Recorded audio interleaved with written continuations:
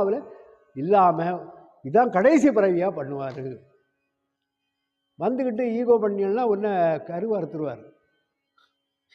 பொதுவாக சொல்கிறேன், சாமிகிட்ட வளவடை இது ஃபயர். யோகிராம் சொல்லியிருந்தாலும் நெருப்பு.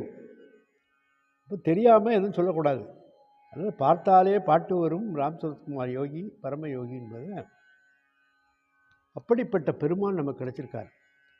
வாழ்க்கைன்னா அனர்த்தமான வாழ்க்கை. இன்று வருமோ நாளை ஒரு உலகமெல்லாம் பயந்துகிட்டு இருக்கு. நாளைக்கு என்ன நடக்கும், இஸ்ரேலுக்கும் அந்த நாட்டுக்கும் என்ன நடக்கும், பயந்து சாகிறான். வங்காளதேசத்தில் கலவரம், இப்படி ஒவ்வொரு ஏரியாவும் நடந்துக்கிட்டு இருக்கும்போது பகவானுடைய திருவடியை சரணாகதி அடைந்து நம்ம சொன்னோன்னா, அவருடைய நாமத்தை சொன்னால், அவருடைய பஜனையை பாடணும்.